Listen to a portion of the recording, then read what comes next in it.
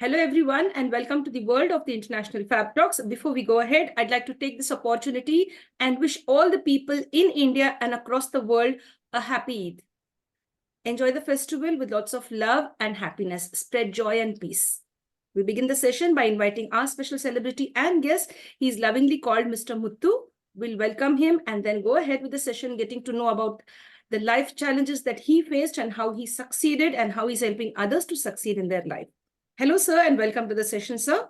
Thank you. And I'm very happy to be on your channel. And I just got to know that I'm number 394, the person who are into the serial that you have interviewed since September 23. So I'm really excited to know the kind of mission that your organization has. And I'm very happy to be part of that. And thanks for inviting me once again.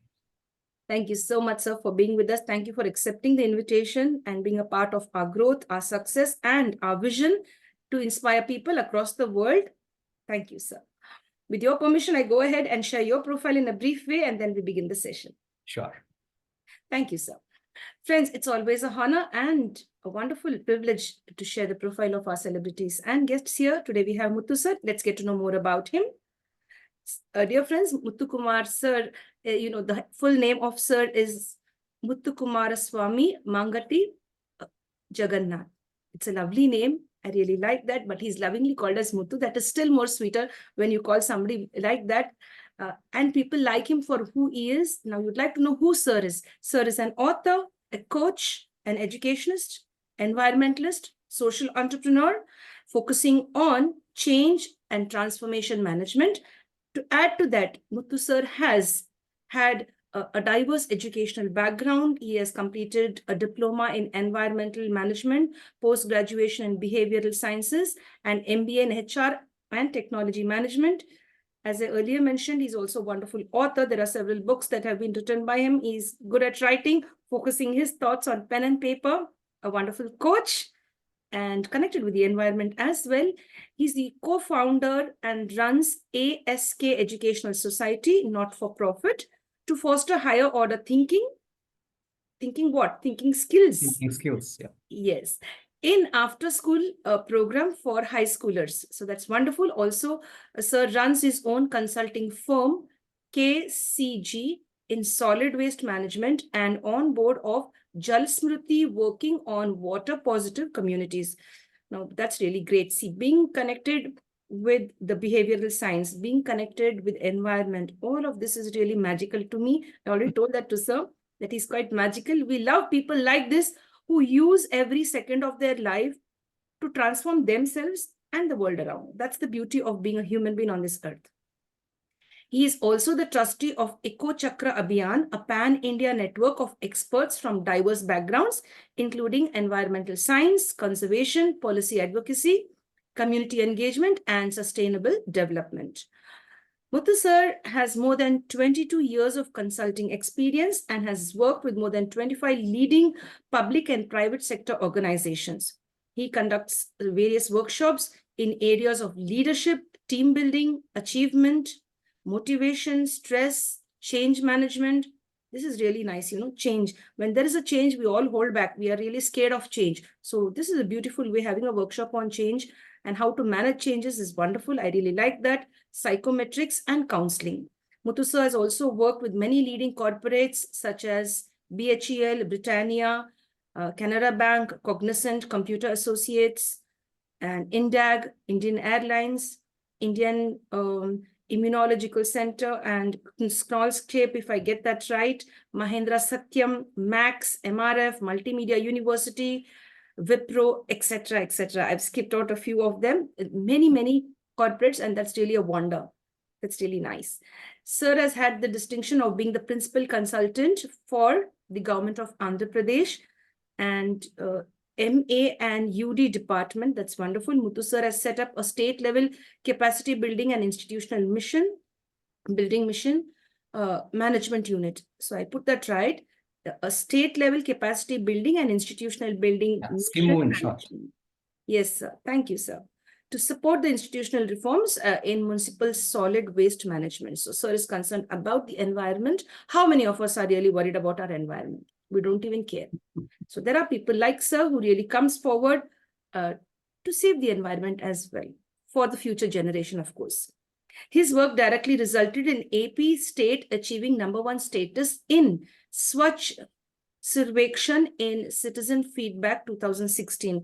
Muthu sir has also co-facilitated the largest recycling lesson, achieving a Guinness World Record for CCMC. So here we have That's a for Guinness. Coimbatore Corporation, yeah. Wonderful. So we have a person here who's a Guinness World Record holder. Great, that's wonderful. So was also awarded the first prize by NIUA SBM Phase 3 SWM Master Trainers Workshop. And sir was also a resource person for SME for various programs that he conducts. And sir has written several books like Communication Consultant for Swachh Bharat Guidebook, authored modules for a book, Polyskills for AP, and Polytechnic Board, which is used as a curriculum for skill development, for the Skill Development Center, which was released in October 2011 by the Chief Minister of Andhra Pradesh, Cambridge University Press.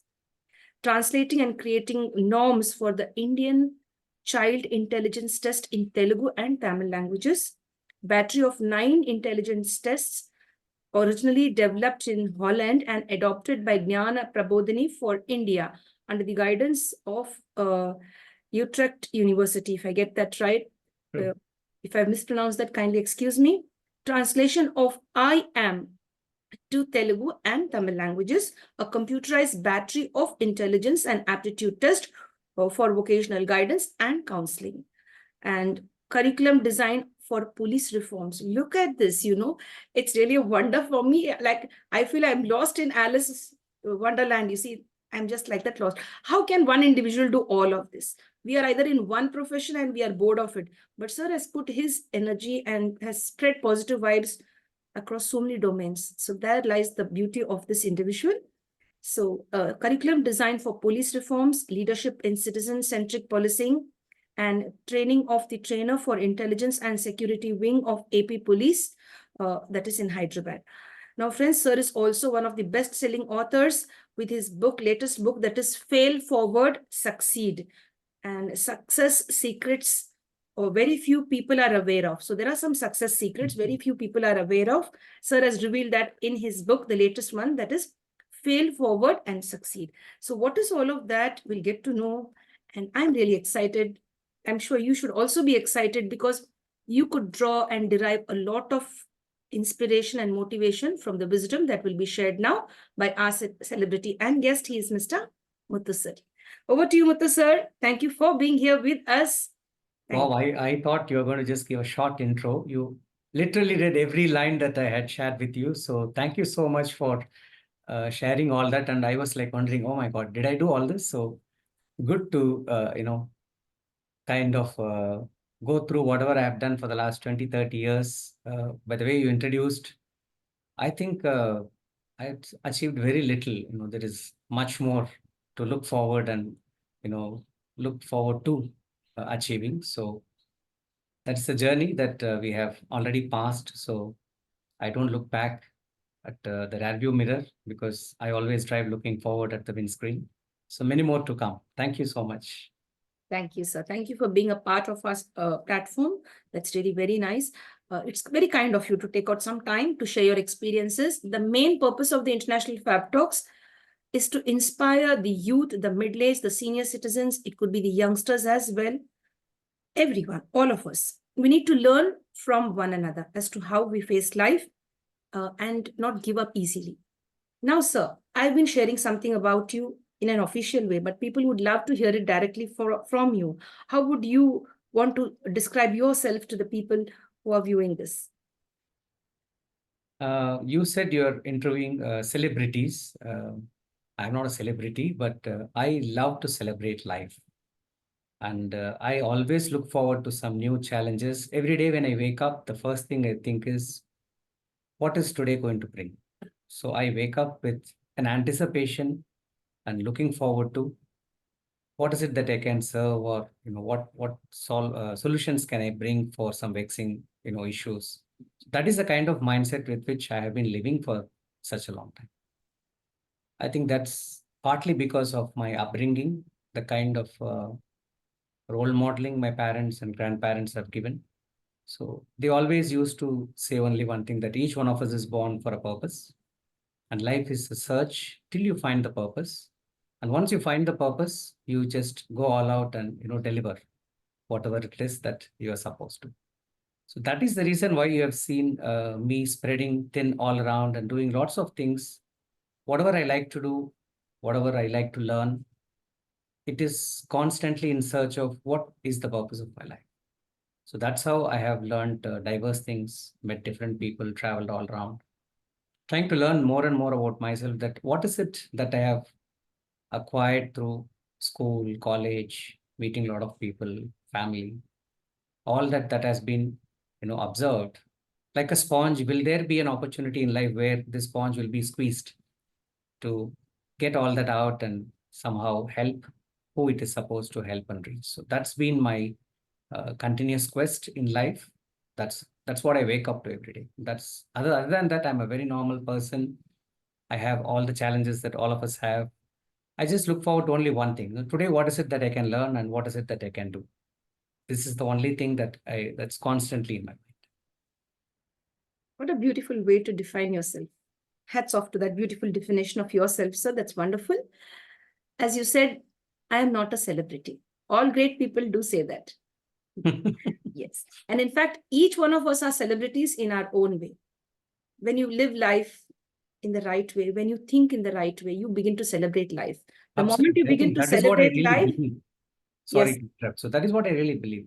A celebrity is someone who celebrates what they are. That's why we see a lot of people, maybe they are social media celebrities or media celebrities or, stars. They just suddenly realize that there is something that, they would love to shine the light about themselves to the world. So we need to celebrate who we are, whatever we are. So I've seen a lot of people celebrate their lives. They may be sweepers, municipal sweepers on the road, who just go about doing their duty every day, whether it is COVID or whether it is a pandemic time or whether it's a normal day, whether it is hot, 42 degrees, or it is pouring. So people, when they enjoy what they do, I think they celebrate life. And as you rightly said, they can definitely be called celebrities. very true, sir. That's really nice. So celebrating life itself makes you a wonderful celebrity. So my dear friends, don't give up on your life. Celebrate it till the last breath. So now, before we go ahead, I'd like to know about your stint as a record holder, the Guinness Book of World Records. How did this happen? What is it all? So it's like, I'm happy to know about it and eager to know more about how all this emerged. Um, I have done a lot of work in waste management right from my student age. When I was growing up in Chennai, I used to be a volunteer in an entity called Exnora. Exnora is in short, Excellent Novel Radical. So this was founded by a banker who had nothing to do with waste management or civic issues. He was posted in Singapore for a brief stint, and when he came back to Chennai, he found that it was so dirty. Being in Singapore with such a clean, country, and the kind of civic awareness that people have, even not spitting on the road or littering on the road.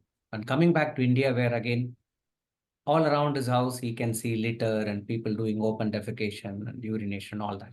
So there was an underprivileged slum area close to his house. So he was very upset and disturbed, and he said, okay, let me do something about this.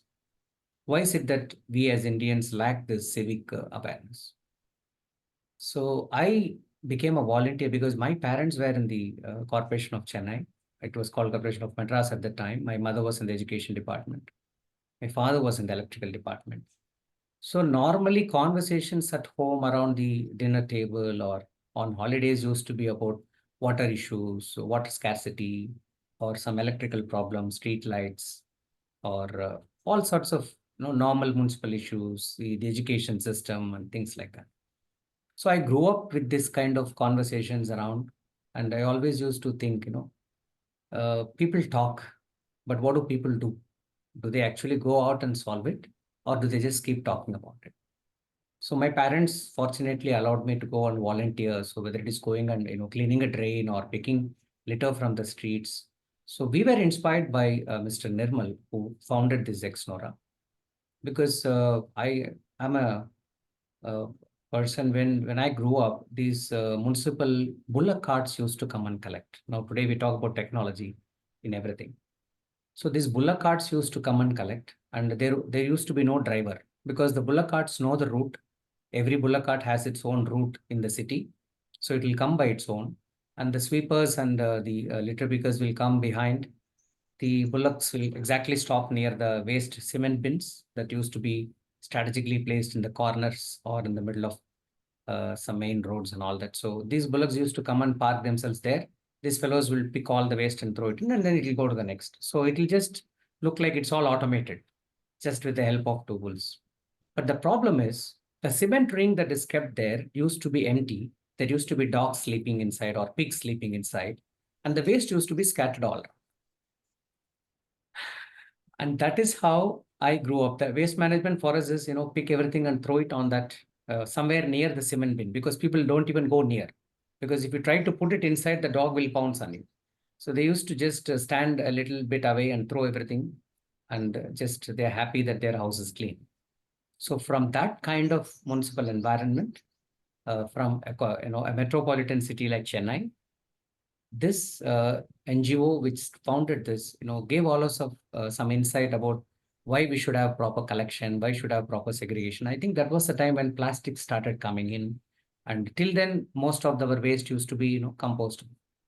So then once plastics came and then the economy opened up, we found lots and lots of different types of waste, and it became unmanageable. So when I grew up, I did a lot of interventions for waste management for cities. If you look at the effort to clean a street or a small colony, or to plan and clean the entire city, the effort and the planning, the thinking, the processing, everything is the same. It's only the scale that is different. How big do you want to think? Do you want to just think of your house, that only your house should be clean, or your community should be clean, your street should be clean, or can you just go beyond that volunteering work and see, can you make an entire city clean? How do you do that? So in that journey, we did a lot of small cities, starting from gram panchayats with 500 houses, then small cities with 20, 30,000 houses, and then 1 lakh population, 10 lakhs population. So we started thinking bigger and bigger. And that's how we landed up with Coimbatore Municipal Corporation, which is the second largest city in Tamil Nadu. And before we started our intervention there, we wanted to wake up all the people. So we said, okay, one of the ways in which we can do that is create an event with students, because they are the future. They are the ones who are going to live in that city for some time. How do we involve them and make sure that there is an awareness to the entire city of around 10 lakh population? That's how this concept of Guinness World Record came. So there was a very progressive IAS officer who wanted to do this. And then there were about 30, 40 NGOs. Coimbatore is a city which is a lot of civic awareness. You have so many NGOs who are doing tireless service. So these 30, 40 entities came together all under this corporation's initiative. And I was just a small volunteer in this whole thing. We wanted to go clean up the city. We wanted to do some survey, be part of the planning and all that. So when this opportunity came, they also, gave me about 3 or 4 facilitators were there. So it was supposed to be a 1-hour session for about 20,000 students. So we organized it in a very big community hall called Codicia, where the industrial exhibitions also happen. So there were a lot of rules for Guinness World Record. They had to come, 2 international observers have to come, and they have to see people actively being engaged in the activity. There is a time frame that is fixed, and there is what kind of involvement is fixed, what kind of methods we use, how do we record this, how many people are coming in, how many people are going out, what is the net, what kind of activity they do. Everything is recorded through videos, through observers. So there are a lot of rules for that. So I was just one of the co-facilitators for this event. But the first time we tried to do this, somehow we could not succeed in getting the planning right. And then the second attempt, we were able to succeed, and we were given the Guinness World Record. So it was a fabulous experience in life for me to learn from so many leaders. So 12,000 and odd students participated in this. It was called the world's largest recycling lesson. So it was an awareness on what is compostable, what is recyclable, what cannot be recycled, where does all the waste that you throw from your house, where does it go? So it was like a quiz game. It was a very interesting activity that the children participated in. There were some demonstrations. So we used to make the workers come and make a demonstration. We used to see how some of the waste that we throw can be made into useful products. Everything within that 1 hour, there were a lot of interesting activities happening. And I had facilitated a quiz game for this 12,000 odd students, and it was a fabulous success. So I learned how to manage such a big event by being part of this small event. It's excellent, sir. Thank you for sharing that beautiful experience that you had. And you mentioned Nirmal, sir. He's a pioneer, and I respect him. And many of the people in Tamil Nadu and across the world, of course, in several countries as well, they have a lot of respect for Nirmal, sir. And I should thank Nirmal, sir, for gracing the International Fab Talks in 2023. Wow. He did share his space over here with us. Yes. And you see, he has innovative ideas. That's the beauty of his mind. Several innovative ideas he has. You just give wonder one how problem, could he will come up with 10 solutions. solution. Yeah, it's really amazing. He is So one of the persons who inspired me to go ahead and think of solving problems. very true, He's sir. a big inspiration in my life. Very true, very true. What I'm amazed about that person is he has innovative ideas. Like, for everything there is, as you said, a solution. He's up quick, very quick with different ideas. So thank you, Nirmal sir, and we wish you, a happy long life and lots of joy and happiness on this earth. So over to you, sir. Now you made me nostalgic. Like, I've gone back to that moment when I connected with Nirmal sir and how he was explaining the same, what you were explaining just now, how he was connecting with the different aspects with regard to Exnora and what Exnora does. Yes. So you are an Exnorian, right? Yeah. I was a very small volunteer, student volunteer. From there was an ICC event that happened where we invited a lot of students, college students from across the country, some 25 youth. And there was a program called International Conservation Corps. So they made me a leader for one of the groups. So that's when we learned all these different ways of managing wastewater, waste, and how to go and reach the communities, convince them, and lots of interesting things. So that's how I got my diploma in environment management from Exnor. Thank you, sir. Thank you very much. Now, sir, we'd love to know about your childhood. What kind of a child were you? As you said, your parents were always, connected with the environment and discussing about the street lights and with regard to water and all of that. We'll keep all of that aside. I'd like to know about the mischief that you did.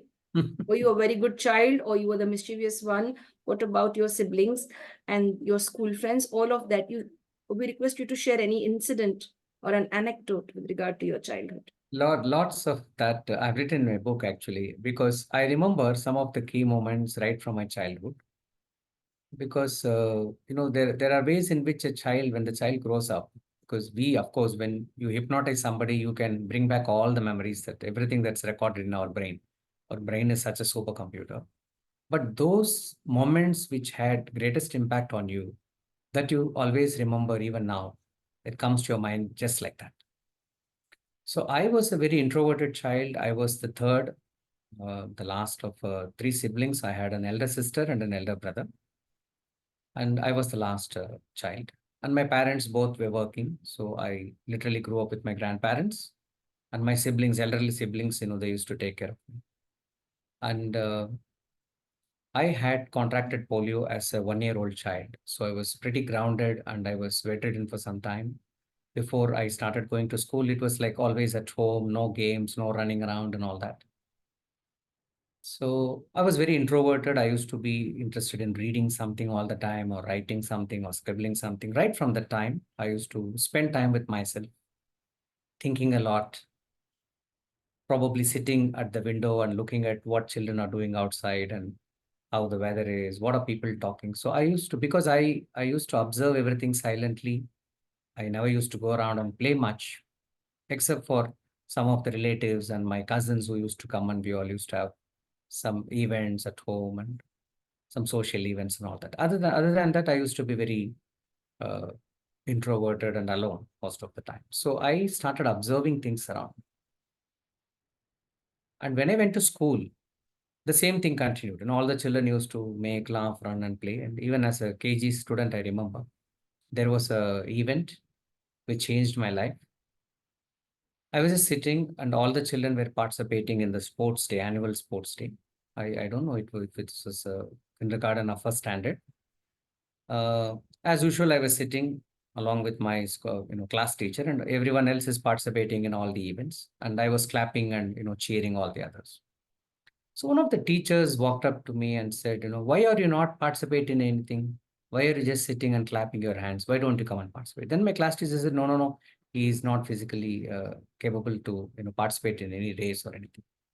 And that teacher didn't give up. She said, it's okay if you cannot run. Can you at least jump like a frog? The next one is a frog race. Why can't you just try jumping? And I said, yeah, I can jump. And I don't know what happened to me. The confidence that teacher had in me, even though my class teacher was saying, no, no, he can't. She said, why he can't? Whatever he can, let him do. And she literally dragged me. And I also happily went like a dog behind her, wagging my tail, because here's somebody who was saying, you can do something. All the time, I used to get messages like, don't run, don't climb, you will fall, don't try a cycle. So I was given constant messages of what I cannot do. And for the first time, there was someone who was saying, you can try something, why not? That sounded different to me. I said, oh yeah, let's just try it. So I participated in the frog race, and I don't know, I came third, I think. And I was really elated. So these are some of the small moments, which change you as a person. And that's when I realized that whatever constraints you have in life, if you cannot walk or run, if you can jump like a frog, you just do it. Because probably that's what you can do, and you have no excuse not to do it. So that was a defining moment in my life when that is when I stopped listening to people who says, you can't do this, you can't do that, you have to be careful, you will fall down. I tried everything. I have broken all the bones in my body trying to climb, do rappelling, mountain climbing, cycling, riding bikes. My parents refused to get me a cycle. So I used to borrow cycles and crash. I used to borrow my friends' vehicles and crash. I used to do all people need to do was say that I don't think you should try it. I don't think you can do it. And then you will be sure that I'll be trying it and I'll be doing it. So this is one defining moment in my life. I still remember from my kindergarten, because for the first time even now when I close my eyes, I can still hear the teacher saying, whatever you can try, you can. You can jump like a frog. So that is why I put a frog on my book, because that's one of the most important things that happened. I remember in my life as a child. So from that day, I have not stopped hopping. So you see me hopping into environment, into education, into this and that, because I'm continuously hopping like a frog. I'm amphibious. Thank you for sharing that wonderful and interesting, situation in your life, that experience. That is what made you who you are today. As you said, now you're putting your best leg forward, best foot forward into various things. That's really nice. Now, let's come to the psychological aspect. You spoke about the environment. I'd like you to share about the psychological aspects with regard to life. You went taken up behavioral sciences, and why did you enter into this field? And how did, even after entering it, what is it that you learned, and what is it that you want to convey to the society? Because finally, it is all here. True. Now, my father wanted me to be an engineer because he was an electrical engineer, and my mother wanted me to try medicine because I was very empathetic. I used to really observe and try to understand and analyze. So both of them had two different types of plans for me. So when I came to +2, because two different goals were presented to me, I took both maths and biology. So I did MPCB in my intermediate, or +1, +2, they call it Tamil Nadu. And I became neither. By the time I completed my intermediate or +2, I realized that I'm not cut out to be an engineer or a doctor, and I'm still trying to find out who I am. So that was my biggest project. My biggest project is, what is it that makes people tick? What makes me tick? Why am I the way I am? Why are my friends different? Why do people do things the way they like to do it? Why do people do things differently? So this was a constant. I was always looking at, what is it that makes people change their mind about something? So this quest was continuously on. And then I shared with my parents that I don't want to do engineering or medicine. I want to do psychology. And they were like, are you sure? If, at least even if you're a girl, we could have just got you married. We don't care whether you have a career or not. Probably you might have gone abroad and learned some more psychology and maybe got something to do out of it. But being a guy, what kind of opportunities are there for someone who completes psychology? I didn't even know the spelling of psychology, let me be honest. When I was proposing this concept, I didn't even know it, because I had the prospectus of different colleges and universities, and I was just going through them, and I just randomly picked psychology because, okay, this is something they teach about human behavior and theories of behavior. So they were like, you look at something that's easy for you to do. Maybe you're good in English, you can take English literature if you don't want to take, or you like biology a lot, so you can try biology. So I actually applied for several courses. One was microbiology and biotechnology and things like that. Not biotechnology, microbiology and zoology. That's because of my mother's influence that, you're good in this, you can at least try something in, that field. My father was like frowning upon all this. He said, no, you think whatever you want to do, you think, and you take the decision. Let us not influence you. So even though I got a seat in new college for microbiology and zoology and all that in Randhana Arts, I was about to go to college. I tripped and fell. I was about to take a decision whether this or that. So I got the interview call and I had to be operated upon. So that year I could not attend college. So that came as another challenge. So I wanted to finally do a course. And my parents said, you decide, you go and decide, you talk to people and decide which one you want to take. And then I could not attend college. So I said, sitting at home, what would I do? At least let me go through what, correspondence courses I can do. And that's how I picked up psychology. Even then, there were contact classes and records and experiments that we had to do. And they said, no. Why do you want to do try something like this? You will only end up in a mental hospital. Probably that's the only job you will get. You will go to Kilpauk Hospital and become somebody who cares for mentally ill. So that kind of stigma was there when we talked about behavioral science or psychology. That kind of stigma was there some 30, 40 years back. But I was least bothered about all that, because for me, I always want to do what I want to do. I'm very stubborn about that. And the best thing is my parents always allowed me to do whatever I want to do. So they said, okay, you go ahead. And so that's how I did my first course in psychology through correspondence. Then I got very interested. Then I did a full-time course in master's in psychology. That's one of the reasons for doing that is my mentor always used to say, whatever you acquire knowledge, it's like a grain of sand. Because, when you grow up uh, in the second longest, beach stretch in the world, Marina, you see that the waves coming again and again, and sitting near the Vivekananda house and looking at the waves and sitting on the sand, these words keep repeating in your mind. When people say, whatever you learned is just like a grain of sand, there's much more to explore.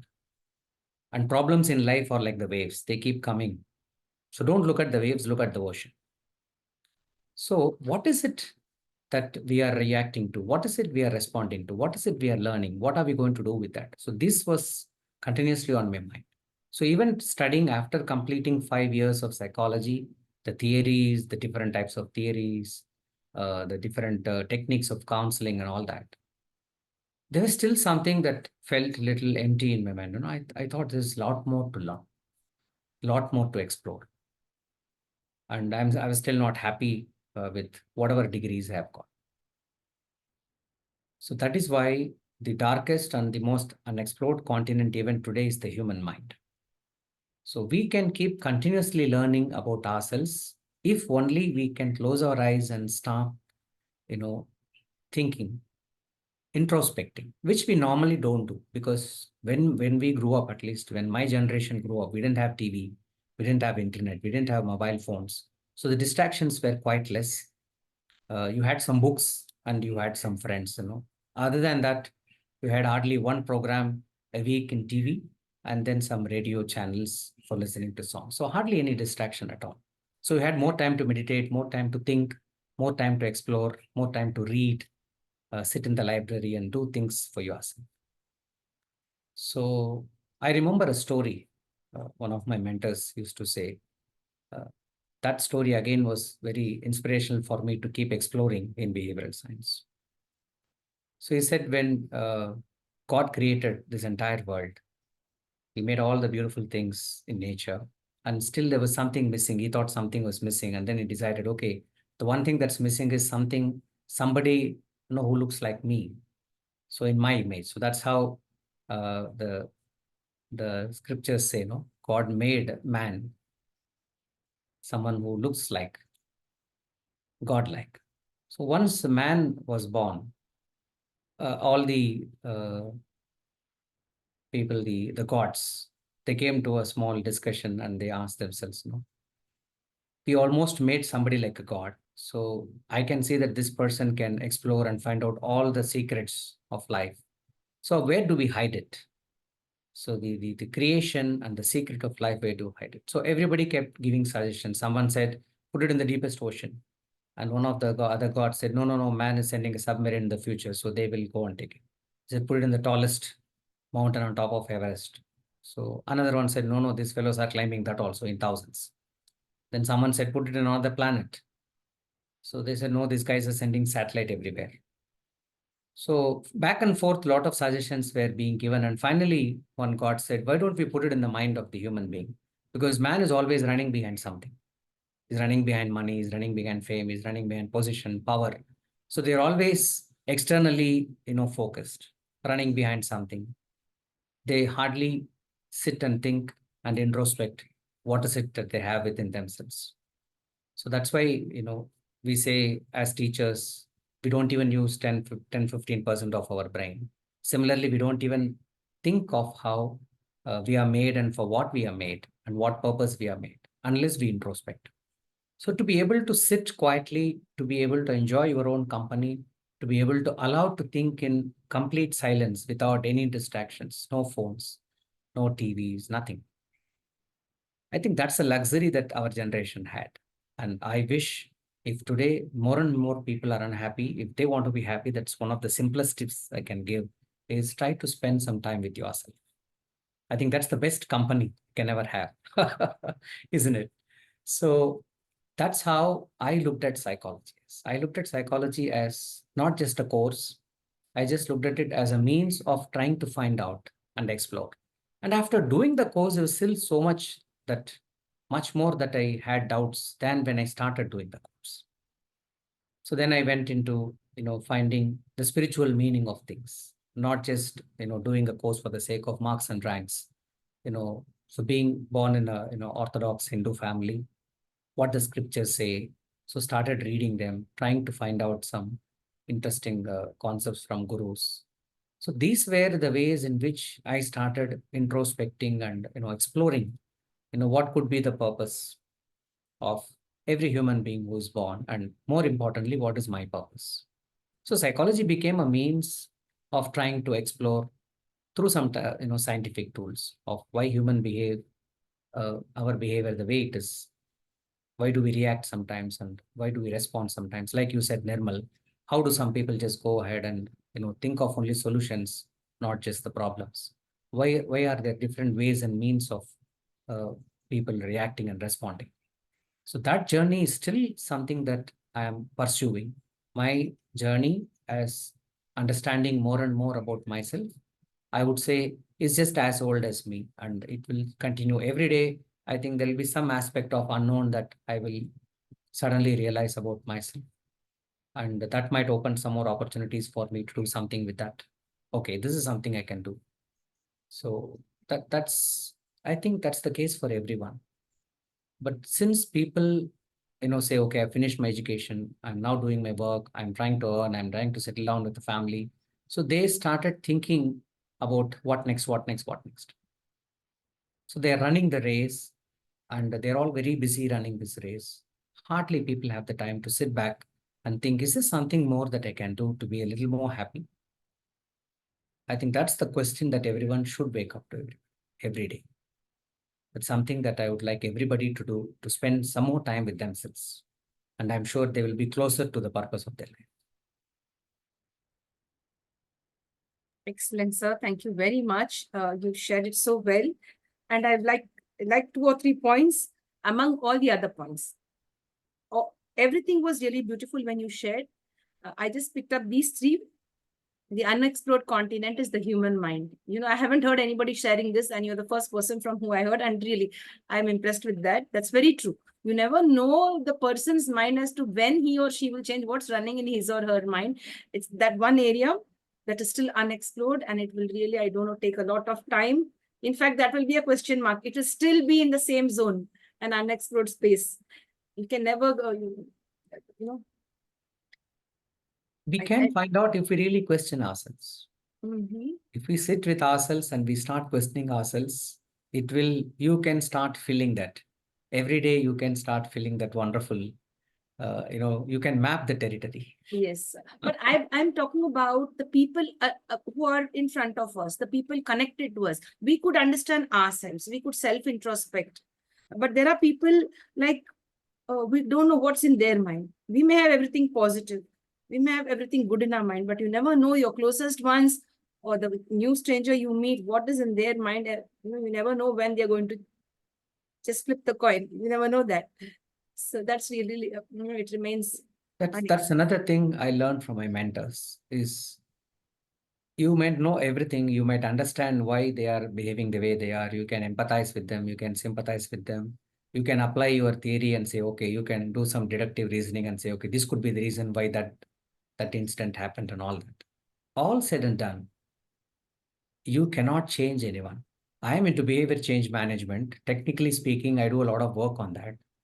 But I realized very, very early, being a psychology student, is you can't change anyone. You can only change yourself.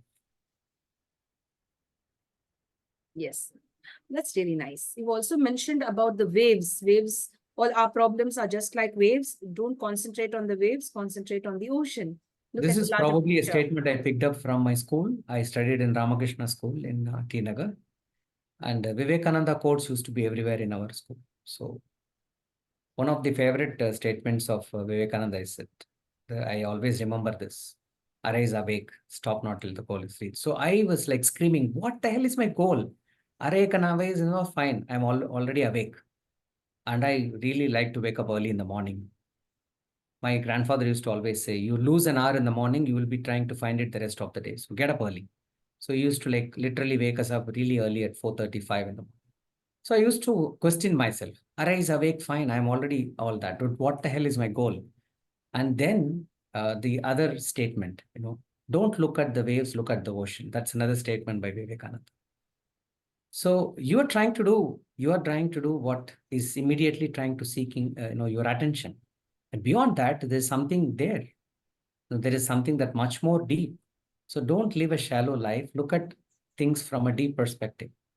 So I think that is something that really one way that has questioned, these small. So where people normally don't like when we share quotations and all that, people think, okay, all that doesn't work. But if you really focus on the words, some of the words are like magic. They really inspire you. So everybody keeps sharing quotes and all that, but very few people actually understand the essence of the quote.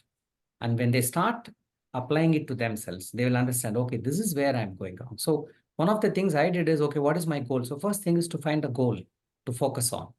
It could be a small one or a big one or, a massive one. Only when you wake up with a powerful intention or a goal that I'm going to do something, it makes a hell of a lot of difference. When you wake up in the morning without any, say, suppose I have a training program, suppose I have a flight to catch, suppose I have a project report to make, the energy with which you wake up will be different from just waking up on some day when you have nothing to do, just play with your child or watch TV, isn't it?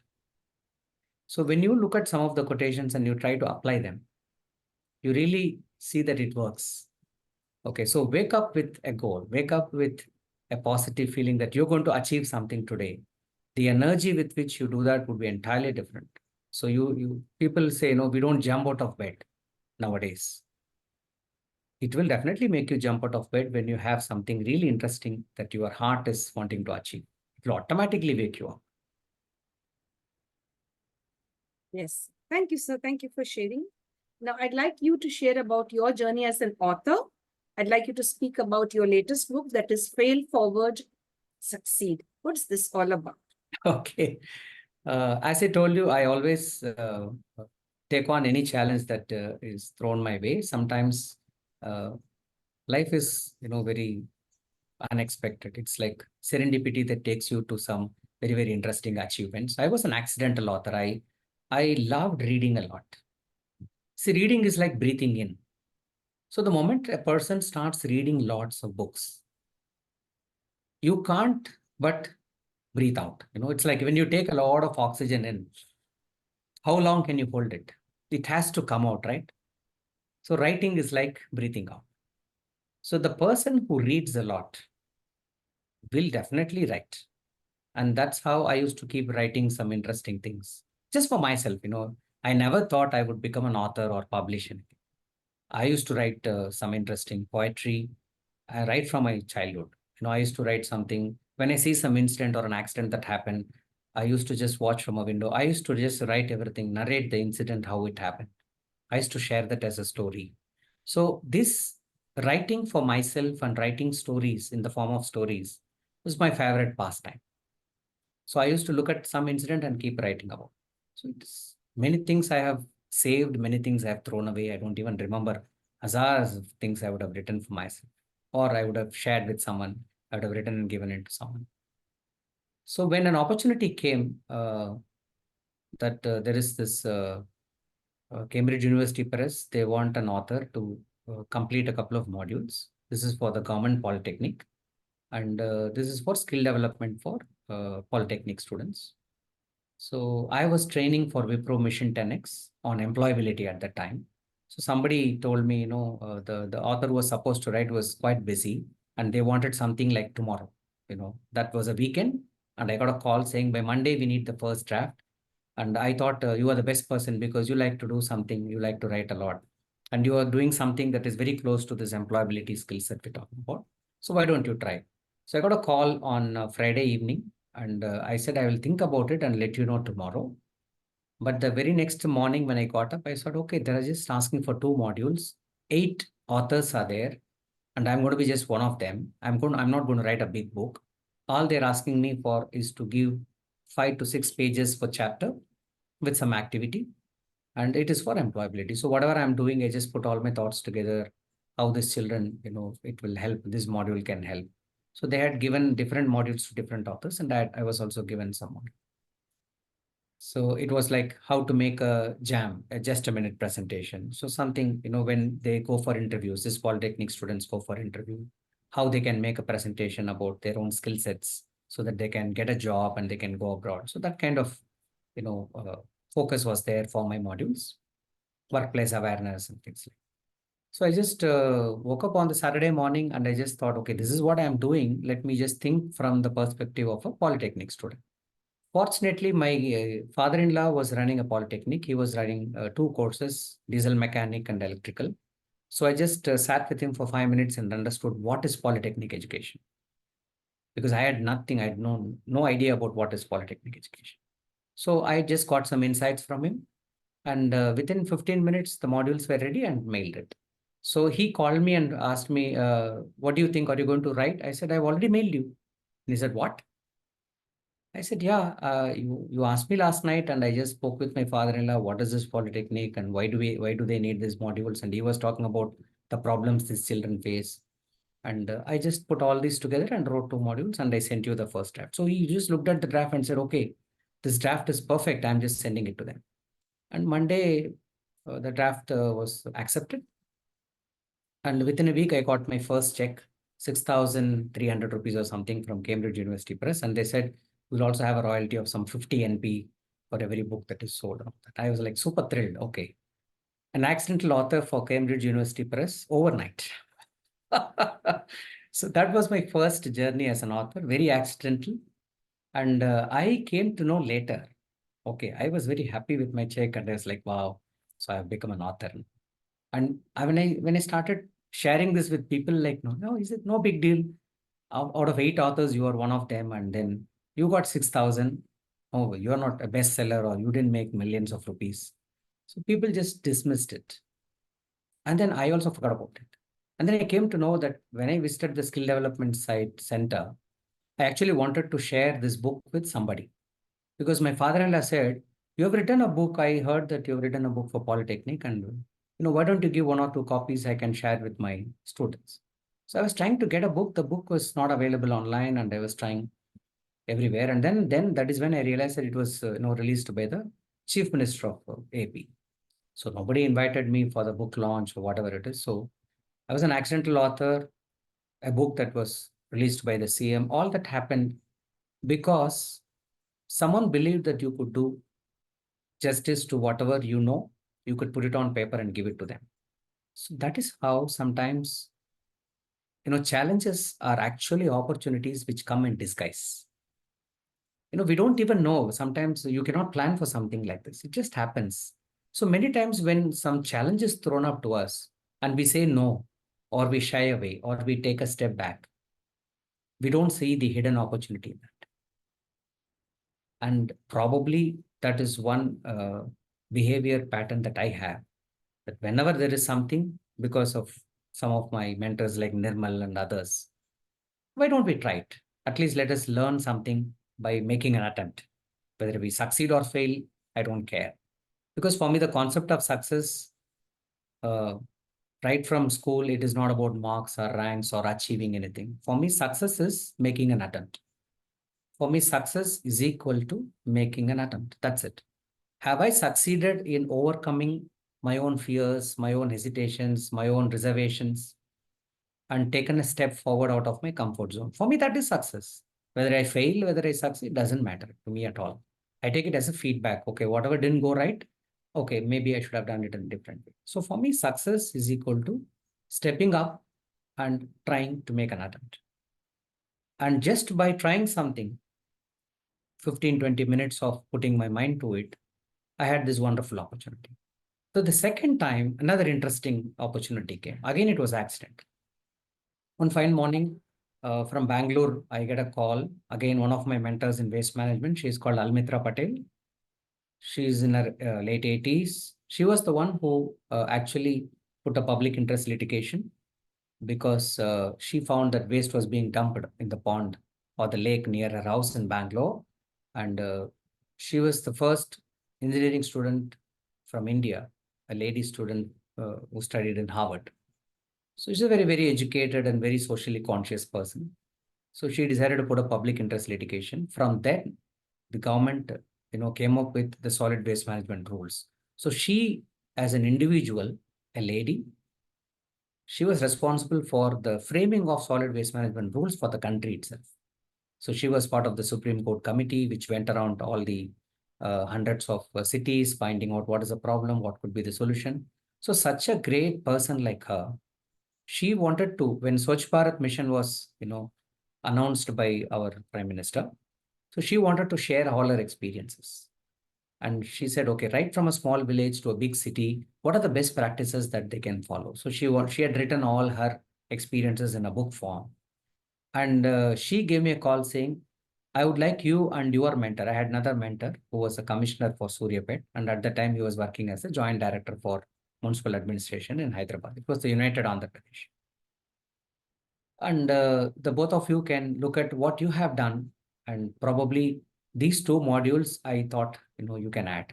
One module was on capacity building. The other module was on behavior change communication. So we used to do a lot of work with how to change the workers and how to change the people's attitude. So she had just offered us to, look at the draft that she has done and probably add a few pages to that. So we were, so happy that someone of such stature, wants to refer to our inputs, to, take some inputs from us and put it in our book, which she wanted to send to the PM. It's like great. So we went on a Sunday. She had come down from Bangalore. We just sat with her. We went through the draft and we just shared with her whatever we wanted to include in that. And I just said, where's the cover page for this? She said, I didn't make anything. So I just made a small cover page for that book then and there. And then everything was done on the very same day. The draft was sent back to her once she went back. And then she was trying to impress upon the government that, this is something that can be shared with all the cities, the 4,000 odd cities in the state and the Gram Panchayat. So fortunately, there was another IAS officer who was in a very senior position in the central government. So he made this as the Swachh Bharat guidebook. And instead of printing it and distributing it, he just put the electronic version on the Swachh Bharat website so that people can download from wherever they are in India. And that was the second time that I accidentally became an author. It was not all planned both the times. Just a challenge, and we just stood up to the challenge and tried to deliver whatever we could. Now, the third time, that is when actually I had planned to write a book. So I was learning coaching. It was COVID time. Everybody was sitting at home, sitting on their laptops and mobile phones. Nobody was allowed to go out. So I was thinking, let me learn something new. So I knew counseling, I knew training, I knew waste management. So why don't I learn something new? So I explored coaching. So one of my mentors in coach said, if you want to brand yourself in coaching, you have to write a book. I said, okay, fine. I'm doing nothing, twiddling my thumbs. So let me write a book. So what will I write a book on? So I was just thinking for many weeks. And then I heard a lot of, questions the different members of the coaching community used to ask about, what will happen if this doesn't go right? What will happen if that doesn't go right? So most of the coaches who wanted to coach somebody were also afraid of their own coaching programs not taking off, not succeeding, But I was like, fine, what is there? It's just an attempt to learn something new. And writing a book as part of the process of branding yourself, why not? So when this came that everybody has to write a book with one of the goals of our coaching community, I had already written 2 books and they were like, oh, you're already an author. Why do you want to write another book? There's no need for you. You're already, branding yourself. I said, okay, that is on waste management on and employability skills. So what about something that I want to write for myself? That's when I started thinking, and I wanted to write about change management. I want to write about some HR. I want to write about some training. So the more and more I thought, I tried to, remove everything, and then finally I was left with no thoughts except my own journey. Why don't I just write about my own experiences of failures? Everybody's so obsessed with success. Why is it that I can't write about failure? So that's some, inspiration from the coaching community. They always talk about, failing forward, failing fast. So I used to relate that to my own training, saying, okay, it's like feedback is about the past, but failing forward is about learning from the failure and trying to take that learning and succeeding the next time, which is what I have done all my life. All my life, I just tried something, failed, and then I have somehow managed to do it. So I think this resonates with whatever I wanted to, teach. And that is when I realized, when I was doing a lot of research online during the COVID times, that India is not just the capital of many issues, it is also the capital of youth with the highest rate of depression, youth who are having highest anxiety disorders. So these were reported cases. Now imagine millions of cases which are not even reported. So if the research says there's reported cases of our country, we have such a massive youth population, and then that's the time when even our own teachers in my academy, they used to train online, and students would find it so difficult to learn from online. Shifting from classroom to online education was another challenge for them. They were not able to focus. Now today, after the COVID, they are coming back to the classroom. Now they are not able to sit and listen to the teacher because they are used to, multimedia and online education. So everything is a change, and every time there is a challenge. So I wanted to address this through my book. So I have taken me as an example, because instead of telling what different great people have done. What does a normal person do when he or she, starts facing failure in life? So let me take my own example. So right from my childhood, how I had contracted my polio and what kind of emotions I had over that, what kind of challenges that were there in my mind. In my book, I had written about all those things. Like for example, one of the bigger hang-ups in my life is I used to always accuse my parents of not vaccinating me. I used to continuously throw guilt on them. No, see, if you had given me the polio vaccine, I might not have got. But both of them were educated and both of them were in the municipal department, and they said, "We have given you the vaccine. In spite of that, you have got." I refuse to believe. How is it possible? If you're given the vaccine, why should I get? So that guilt I was continuously throwing on. So I had written about that, my own personal experience with how emotions can take you away from the truth, how ego can take you away from the truth. I realized very much later when I came to Hyderabad in 91, 92, I think I was training for the first time in BHEL. And BHEL used to send cars to all the faculty in the city to pick them up from the city and take them to Ramchandrapur. So one day there was another gentleman who was a doctor who was going to teach first aid for some of the supervisors there. I was doing some stress management for supervisors. So we had struck up conversation, and because both of had the common topic was stress. So he asked me what you were training, and I told him. So we talk about stress management and all that, and then we reach the gates of the training HRD center in BHEL, and I get down, and he sees me limping, and he says, "What happened to you?" I said, "I contracted polio as a child." "When was it?" "In my first year." "How old are you?" And he asked, before he asked my date of birth, he asked, were you born in 69, late 69, 70s, early 70s? I said, yes. And he said, you are one of the people who had a batch of virulent, vaccines from Russia. I have also administered the same vaccine to many children, and most of them got polio. You might be one of those accidental cases.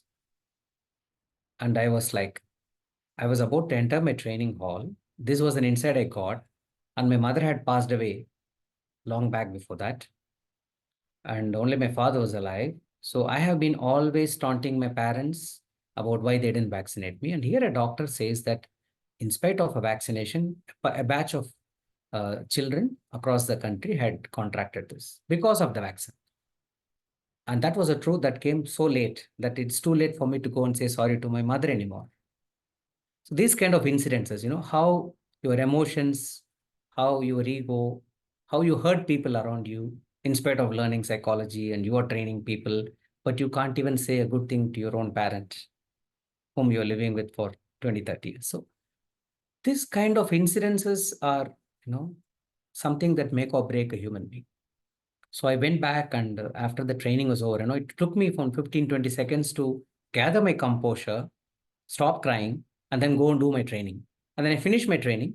I go back running again to my father. Fortunately, he was with my sister's house at the time in Hyderabad. And I narrated the entire story, and he was like, "At least I'm happy that you have got one thing cleared in your mind about us."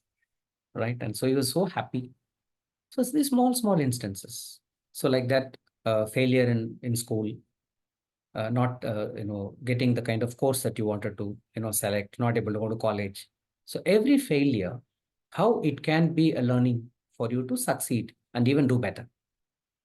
So these instances that I have had, I thought, okay, if as a normal person I can relate this and write about this, maybe there's another normal Joe out there who will say, okay, this is not Vivekananda's quotes, this is not something philosophy, this is something that's practically happened to somebody, and this is how they have overcome it.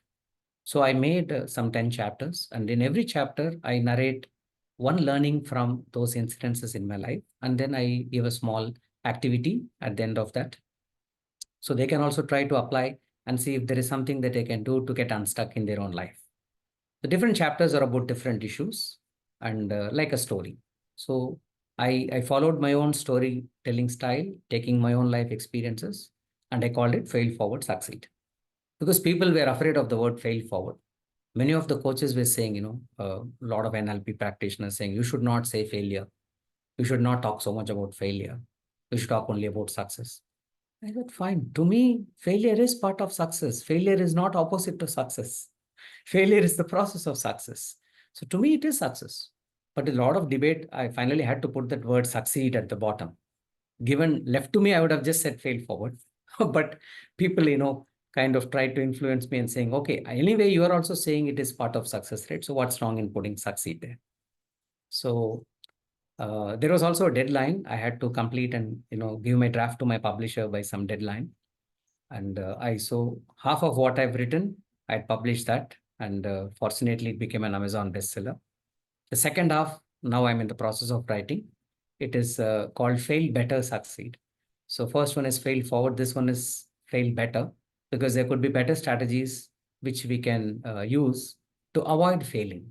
Because I also learned a concept from one of my friends on during COVID times. Again, we used to have this audio chatting app.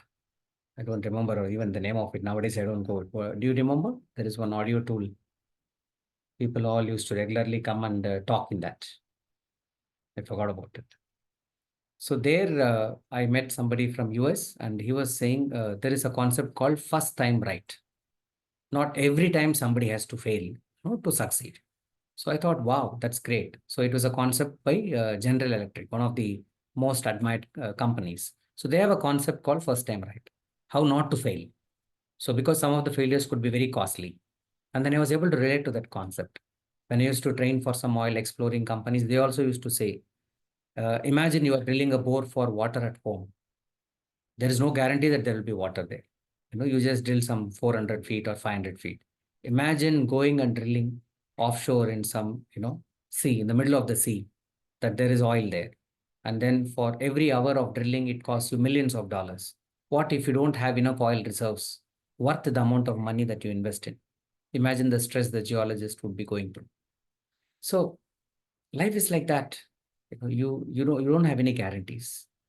So how do we learn to fail forward? How do we learn to avoid, failing sometimes by planning properly? How to get first time right? So that is concepts that I have tried to intertwine and present my real life experiences in the second book of the series that's coming up.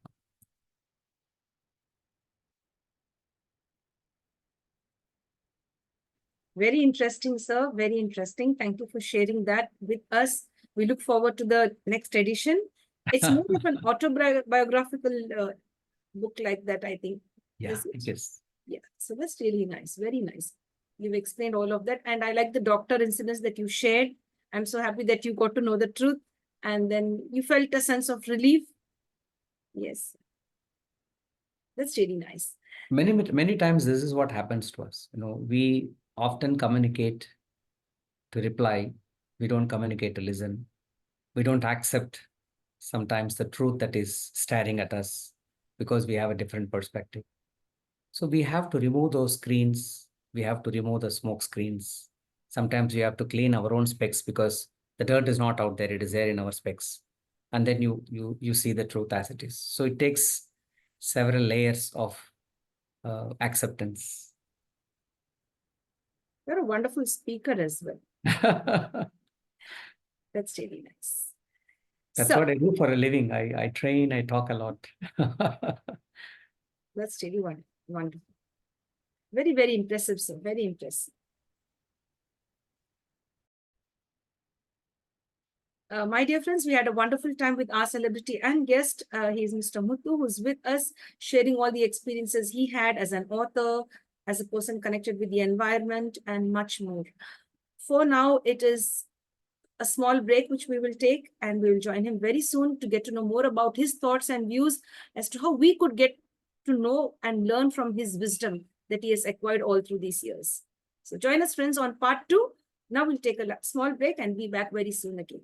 Sir, thank you so much for being here with us. We'll join you back in just a few minutes. Thank you. Wonderful. Thank you. Stay connected, friends. We'll be back in part 2.